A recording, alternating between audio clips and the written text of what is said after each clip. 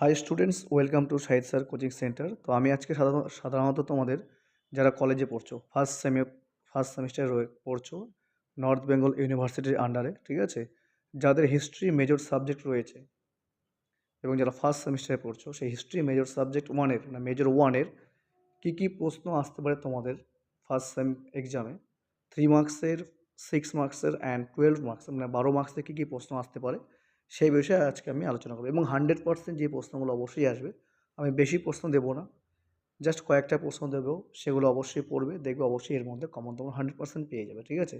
সব কিছু তোমাদের পড়াই রয়েছে, যেগুলো আমি দিচ্ছি জাস্ট চোখ বুলে যাও, এর মধ্যেই তোমরা সব কমন পেয়ে যাবে, ঠিক আছে। 3 মার্কসের তোমরা জানো, তোমার 3 মার্কসের থাকে 6টা, করতে হয় 4টে। 6 মার্কসের থাকে 6টা, করতে হয় 4টে। আর 12 মার্কসের থাকে 4টে কোশ্চেন, করতে হবে 2টো তোমাদের, ঠিক আছে। এই কোশ্চেনগুলো থাকে। তো সাধারণত তোমরা জানো অ্যানসার হিস্ট্রি রয়েছে তোমাদের এই সেমে, ফার্স্ট সেমে মেজর ওয়ানে রয়েছে, ঠিক আছে।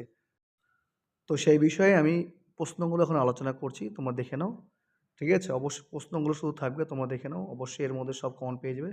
কারো যদি কোনো কোশ্চেন অ্যান্সার লাগে আমাকে বলো, আমি দিয়ে দেবো, ঠিক আছে।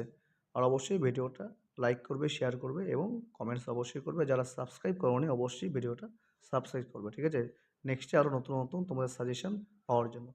ধন্যবাদ সবাইকে, সবাই দেখো ভিডিওটা, ভালো মতো পড়াশোনা করো।